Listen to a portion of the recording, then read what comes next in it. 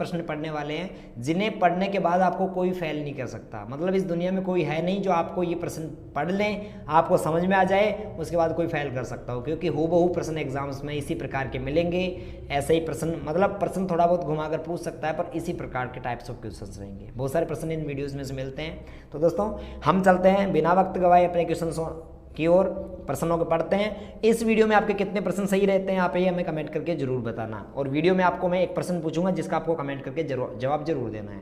प्रश्न नंबर 1 है, voter services के लिए पोर्टल है, यानी वोटिंग के लिए जब हम जो वोटर है, वोटर अपनी वोटर आईडी में कुछ भी बदलाव करवाए, नई वोटर आईडी बनवाए या फिर वोटर आईडी का नाम हटवाए, इसके लिए कौन से पोर्टल पर जाएगा दोस्तों? उसके लिए वो NVSP पोर्टल पर जाएगा। अब आप बोलेंगे सर NVSP का फुल फॉर्म क्या है? नेशनल वोटर्स सर्विस पोर्टल, राष्ट्रीय मतदाता सेवा पोर्टल, हिंदी में राष्ट्रीय मतदाता सेवा पोर्टल। ओके, आगे चलते हैं प्रश्न नंबर 2 पर। पैराग्राफ फॉर्मेटिंग में आप क्या समझते हैं? मतलब पैराग्राफ फॉर्मेटिंग क्या होता है ये आपको बताना है दोस्तों। आप सबको बताना चाहूँगा कि पैराग्राफ फॉर्मेटिंग में आप अलाइन टेक्स्ट कर सकते हैं, यानी टेक्स्ट का अलाइनमेंट सेट कर सकते हैं, बिल्कुल सही है। हाइपरलिंक को टाइप कर सकते हैं, गलत। बुकमार्क नहीं बना सकते, टेक्स्ट नहीं डिलीट नहीं कर सकते। ऑप्शन ए इसका सही जवाब है दूसरे का। प्रश्न नंबर 3 है, इनमें से साइबर थ्रेट नहीं है। कौन सा एक साइबर खतरा नहीं है? कौन सा एक साइबर खतरा नहीं है? ऑप्शन है malware, fishing, denial of service या राजस्थान का SSO। और उसका सही जवाब दोस्तों मेलवेयर एक साइबर थ्रेट है, फिशिंग भी साइबर थ्रेट है, साइबर खतरा है, डिनाइल ऑफ सर्विसेज भी है। राजस्थान का SSO एक साइबर खतरा नहीं है। ऑप्शन डी इसका सही जवाब रहेगा। LCD प्रोजेक्टर में, LCD प्रोजेक्टर को अगर आप PC से जोड़ना चाहते हो, महत्वपूर्ण प्रश्न है, ध्यान से सुन लेना। LCD का पूरा नाम होता है लिक्विड, LCD का पूरा नाम लिक्विड क्रिस्टल डिस्प्ले, ठीक है ना। LCD का पूरा नाम होता है liquid crystal display. HDMI, LCD को प्रोजेक्टर से कंप्यूटर PC से जोड़ना है तो किसका यूज करेंगे दोस्तों? HDMI और VGA दोनों का इस्तेमाल कर सकते हैं। HDMI का पूरा नाम क्या होता है? High definition multimedia interface, high definition multimedia interface. और VGA का पूरा नाम क्या होता है दोस्तों? वीडियो ग्राफिक्स एरे, ठीक है। वीडियो ग्राफिक्स एरे VGA का फुल फॉर्म होता है। 5वां प्रश्न है, MS आउटलुक 2010 की अकाउंट सेटिंग से आप सेट कर सकते हैं। MS आउटलुक 2010 की दोस्तों अकाउंट सेटिंग से आप क्या सेट कर सकते हैं? आने वाले सर्वर के लिए POP, बिल्कुल सही है। अगर आपको ईमेल प्राप्त करना है तो POP आप प्रोटोकॉल का इस्तेमाल करेंगे, POP3 का। अगर आपको ईमेल भेजना है तो आप SMTP का इस्तेमाल करेंगे। ध्यान से समझ लो दोनों को। अगर आपको एनक्रिप्शन लेना है यानी सुरक्षा चाहिए तो आप SSL सेट कर सकते हैं। उपरोक्त सभी इसका सही जवाब रहेगा। 5वें में डी सही जवाब है।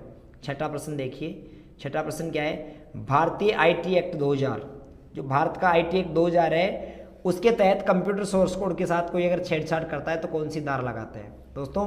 भारतीय IT एक्ट 2000। अब आपसे ये भी पूछा जाता है कि IT एक्ट 2000 कौन से किस चीज़ से संबंधित है? Information technology, income tax, industries आदि किसी संबंधित? तो आपको जवाब देना है दोस्तों IT एक्ट इंफॉर्मेशन टेक्नोलॉजी यानी कि सूचना प्रौद्योगिकी से संबंधित है। और इसमें अगर कोई सोर्स कोड के साथ कंप्यूटर की सोर्स कोड जो रहता है उसके साथ कोई छेड़छाड़ करता है तो धारा 65 लगाई जाती है। धारा 65 कोड के साथ छेड़छाड़ करने पर।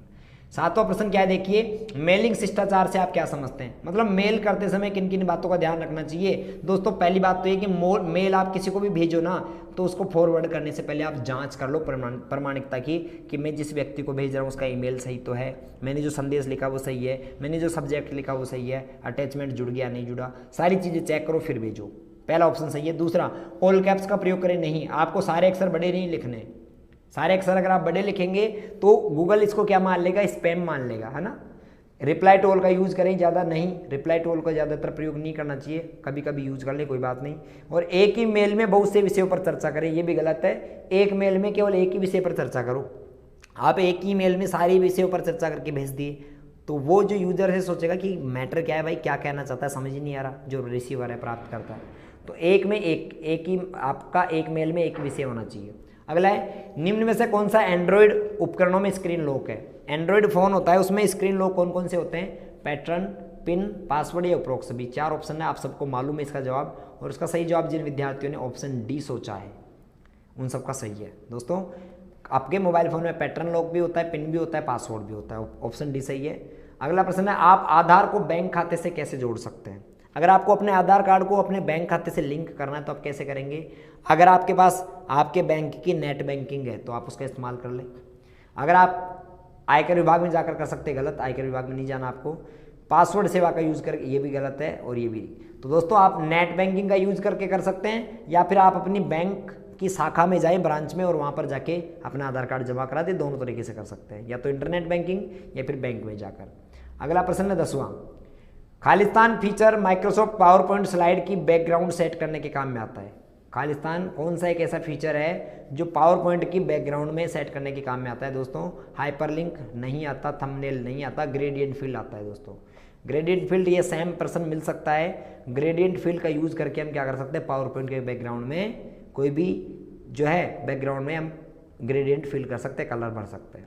अगला प्रश्न है सुरक्षित वेबसाइट के संदर्भ में कौन सा कथन सही है। इसके वेब पते की शुरुआत हमेशा HTTPS से होती है, बिल्कुल सही है। वक्तव्य एक सही है, पहला सही है। दूसरा, इसमें ब्राउजर विंडो फ्रेम में हमेशा एक पैडालॉग चिन्ह होता है, इससे हमेशा .com डोमेन होता है, ठीक है, दूसरा भी सही है, ठीक है। तीसरा ये गलत है, जरूरी नहीं है .com हो ही सब में, वही सुरक्षित है। चौथा है सुरक्षित वेबसाइट सुनिश्चित करने के लिए निम्न में से सही विकल्प चुनना। तीन में से दो सही है, एक और दो, ठीक है। इसमें एक तो सुरक्षित वेबसाइट में एक तो HTTPS होना चाहिए और एक उसमें पैडालॉग का चिन्ह होना चाहिए ऐसा। अगर ये दो चीज़ें रहेंगी तो इसका मतलब क्या है, आपकी वेबसाइट सुरक्षित हो। तो केवल एक और दो, दोनों सही है, ऑप्शन सी। अगला प्रश्न है डॉट मैट्रिक, इंकजेट और लेजर किसके उदाहरण है। दोस्तों डॉट मैट्रिक, इंकजेट और लेजर ये तीनों प्रिंटर के उदाहरण है। ऑप्शन ए इसका सही जवाब है, प्रिंटर। किसके उदाहरण है, प्रिंटर के उदाहरण है। अगला प्रश्न है क्रेडिट कार्ड के माध्यम से भुगतान लेन देन के लिए क्या जानकारी आवश्यक है। निम्न में से आपको उपयुक्त विकल्प चुनना है। अगर आप क्रेडिट कार्ड से पेमेंट करना चाहते हैं तो उसकी क्या क्या जानकारी आपके पास होना चाहिए। पहला तो 16 अंकों का क्रेडिट कार्ड नंबर ये चाहिए आपको। 16 अंकों का, एक क्रेडिट और डेबिट कार्ड में 16 अंक होते हैं, ध्यान रखना। समाप्ति तिथि यानी एक्सपायरी डेट और CVV नंबर भी हमें चाहिए, बिल्कुल सही है। OTP भी चाहिए, तो उपरोक्त सभी सही जवाब हो गया ना। अगर आप किसी क्रेडिट कार्ड से पेमेंट कर रहे हो तो ऑप्शन मांगता है आपसे, एक तो क्रेडिट कार्ड का नंबर, दूसरा एक्सपायरी डेट क्या है, तीसरा CVV नंबर क्या है और चौथा OTP। ये चारों चीज़ होंगी तब आप एक पेमेंट कर पाएंगे क्रेडिट या डेबिट कार्ड से।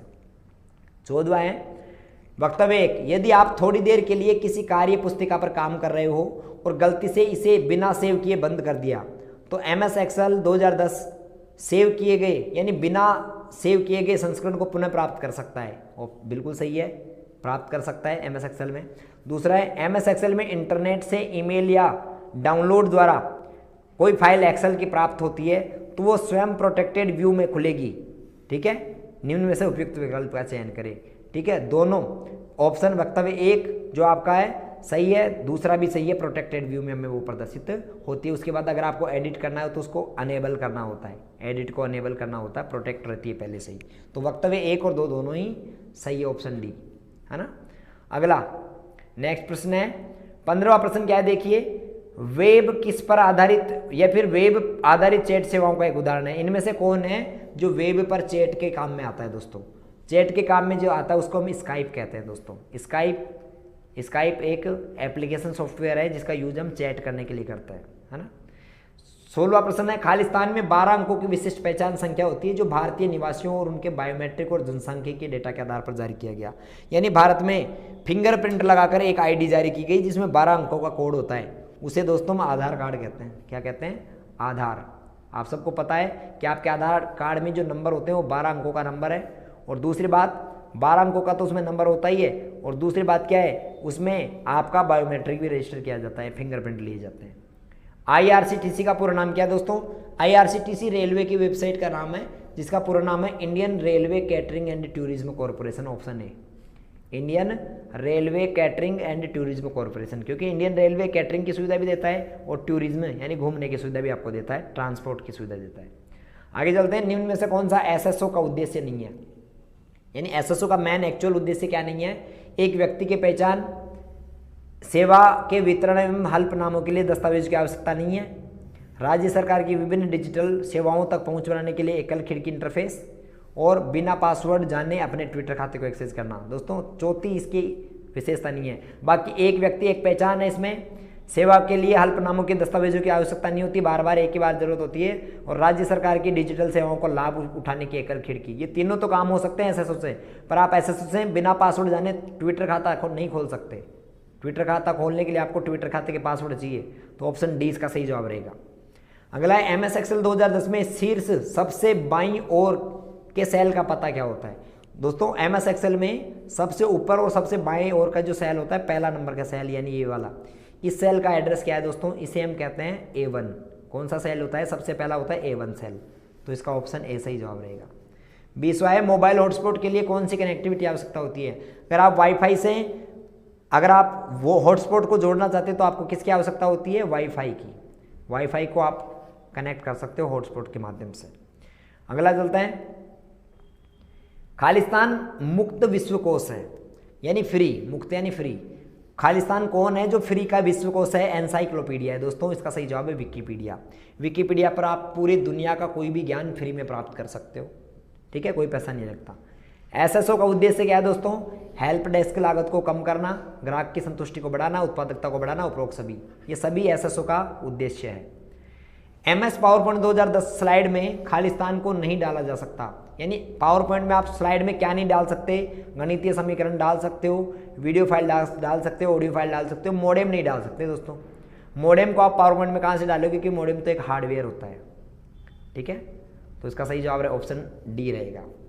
अगला है 24वां प्रश्न, खालिस्तान में आमतौर पर ईमेल द्वारा उपयोगकर्ताओं को एक लिंक पर क्लिक करने और उनके व्यक्तिगत डेटा दर्ज करने के लिए कहा जाता है। यानी कौन सा ऐसा खतरा है ऑनलाइन जहां पर आपसे आपकी व्यक्तिगत जानकारी मांगी जाती है, पर्सनल जानकारी मांगी जाती है दोस्तों। पर्सनल जानकारी फिशिंग अटैक में मांगी जाती है। किसमें मांगी जाती है, फिशिंग अटैक, ठीक है। फिशिंग अटैक में आपसे आपकी व्यक्तिगत जानकारी, नाम, password, mobile number, date of birth आदि मांगा जाता है। इंडियन आईटी एक्ट 2000 में कानूनों को किस क्षेत्र के लिए तैयार किया जाता है दोस्तों। इंडियन आईटी एक्ट 2000 जो है वो कौन से क्षेत्र से संबंधित है, इंफॉर्मेशन टेक्नोलॉजी से, ठीक है, इंफॉर्मेशन टेक्नोलॉजी, ऑप्शन सी इसका सही जवाब है। अगला प्रश्न है, खालिस्तान एप्लीकेशन सॉफ्टवेयर का सही उदाहरण नहीं है, यानी एप्लीकेशन सॉफ्टवेयर का एक उदाहरण नहीं है। VLC मीडिया प्लेयर, ये तो एप्लीकेशन सॉफ्टवेयर होता है। गूगल क्रोम भी होता है, MS वर्ड भी होता है। फ्लैश मेमोरी, ये तो मेमोरी होता है, हार्डवेयर का भाग है, तो ये इसका सही जवाब रहेगा। ये एक एप्लीकेशन सॉफ्टवेयर नहीं है, फ्लैश मेमोरी। 27वां प्रश्न देखिए, खालिस्तान मूल और असंबद्ध प्रलेखन के प्रमाण प्रदान करने के लिए एन्क्रिप्शन तकनीकों का उपयोग करता है। कौन होता है जो आपके डॉक्यूमेंट को प्रमाणित करता है, डॉक्यूमेंट को प्रमाणित करता है, ये पूछना चाह रहा है दोस्तों। डॉक्यूमेंट को प्रमाणित करने के लिए हम डिजिटल सिग्नेचर का इस्तेमाल करते हैं। आप अपना मूल निवास प्रमाण पत्र बनवाते हैं, तो मूल निवास प्रमाण पत्र में इधर ऐसा साइन आता है, ऐसे गुड लिखा होता है और यहाँ पर कुछ लिखा होता है, ऐसे गुड का साइन होता है इस जगह। ये जो होता है इसे डिजिटल सिग्नेचर कहते हैं और ये आपके डॉक्यूमेंट को प्रमाणित करता है। 28वां प्रश्न है, MS वर्ड 2010 में खालिस्तान एक स्थान या पार्ट का चयन करता है जिसे आप नाम और भविष्य में संदर्भित कर सकते हैं। मतलब आप डॉक्यूमेंट में एक किसी स्थान को चिन्हित कर दो ताकि आप भविष्य में यहाँ पर पहुँच जाओ। जैसे आप किताब में करते हो ना, कोई किताब पढ़ते हो तो जैसे 5 पेज तक पढ़ ली, वहाँ पर पेन रख देते हो, तिनका लगा देते हो, तो वो जो करते हो वैसे अगर आप कंप्यूटर में किसी स्थान को चिन्हित करते हो तो उसे बुकमार्क लगाना कहते हैं। क्या कहते हैं, बुकमार्क लगाना, बुक में मार्क करना। 29वां प्रश्न है, निम्न में से कौन आयकर सेवाओं के अंतर्गत आता है। इनकम टैक्स की कौन कौन सी सुविधा है दोस्तों, पैन कार्ड आवेदन और अपडेट करना, टिकट बुकिंग की सेवा, टिकट रद्द की सेवा या ऑनलाइन रिफिल बुकिंग। दोस्तों इसका सही जवाब है ऑप्शन ए, ठीक है, यानी कि आप इनकम टैक्स की सेवाओं में पैन कार्ड नया बना सकते हो, उसमें अपडेट करवा सकते हो। 30वां प्रश्न है, व्हाट्सएप का उपयोग किस कार्य में किया जाता है दोस्तों। व्हाट्सएप का प्रयोग वीडियो कॉल में किया जाता है, ठीक है, टेक्स्ट इमेज भेजने के लिए, वीडियो दस्तावेज भेजने के लिए किया जाता है, चैटिंग करने के लिए किया जाता है, उपरोक्त सभी इसका सही जवाब है 30वें में। 31वां है, कंप्यूटर को ऑन करने की प्रक्रिया क्या कहलाती है। आप सबको पता है दोस्तों, कंप्यूटर को ऑन करने की प्रक्रिया बूटिंग कहलाती है। कंप्यूटर को चालू करते हैं ना, उसको बूटिंग कहते हैं। क्या कहते हैं, बूटिंग। ऑप्शन डी सही जवाब है 31वें में। 32वां प्रश्न जानने से पहले मैं आप लोगों को जितने नए विद्यार्थी हैं उनको अपनी वेबसाइट पर लेकर चलूंगा। दोस्तों वेबसाइट पर जाने के लिए आप कहां से जाएंगे दोस्तों, जैसा कि आप गूगल में हैं, गूगल पर आपको सर्च करना है वैकेंसी गुरु। गूगल पे क्या सर्च करना है, वैकेंसी गुरु। आप जैसे ही सर्च करेंगे तो आपको वैकेंसी गुरु वेबसाइट पर पहुंचा दिया जाएगा। अब आप वैकेंसी गुरु वेबसाइट पर जो नई चीज़ें जोड़ी गई हैं ऑनलाइन टेस्ट यहाँ पर जोड़े गए हैं, कुछ ऑनलाइन टेस्ट में बदला हुआ है। मॉडल टेस्ट पेपर यहाँ पर जोड़ दिए गए हैं कि कैसा पेपर आपका आरसीईटी का एग्जाम में आ सकता है। पुराने पेपर यहाँ पर है कि कैसे कैसे पेपर अब तक आ चुके हैं, और आरसीईटी के एग्जाम क्वेश्चन यहाँ पर महत्वपूर्ण प्रश्न दिए गए हैं। ये सभी चीज़ों को आप पढ़कर यहाँ से बेहतर तैयारी कर सकते हो और अपनी जो है आरसीईटी एग्जाम की टॉप लेवल की तैयारी आप कर सकते हो अच्छे परसेंटेज के लिए। तो वेबसाइट पर जाइए, यहाँ से पढ़े। और अगर आप नए विद्यार्थी हैं, आपने पुरानी लाइव क्लासेज या वीडियोज़ नहीं पढ़े, तो आप प्लेलिस्ट में जाना यूट्यूब चैनल के, और प्लेलिस्ट में जाने के बाद आपको यहाँ पर 22 मई एग्ज़ाम का प्लेलिस्ट दिया गया है और यहाँ पर इंपॉर्टेंट क्वेश्चंस दिए गए हैं। ये दोनों से आप तैयारी कर ले, आपकी बेहतर तैयारी हो जाएगी। ठीक है, वापस से अपन चलते हैं अपनी क्लास में। प्रश्न नंबर 32 है, निम्न में से कौन सा वेब ब्राउजर का उदाहरण है? दोस्तों इनमें से वेब ब्राउजर कौन सा है? गूगल क्रोम भी वेब ब्राउजर है, सफारी भी ब्राउजर है, मोजिला फायरफॉक्स भी ब्राउजर है। तो उपरोक्त सभी इसका सही जवाब रहेगा। ठीक है, ऑप्शन डी। अगले प्रश्न 33वें में चलते हैं। जीपीएस का पूरा नाम क्या होता है? दोस्तों जीपीएस का पूरा नाम होता है ग्लोबल पोजिशनिंग सिस्टम। ठीक है ना, ग्लोबल पोजिशनिंग सिस्टम, यानी कि ऑप्शन बी इसका सही जवाब है।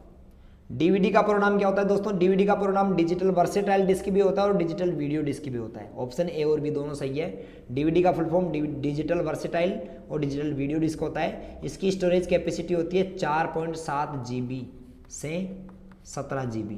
इसमें डेटा स्टोर होता है डीवीडी में 4.7 GB से 17 GB तक का।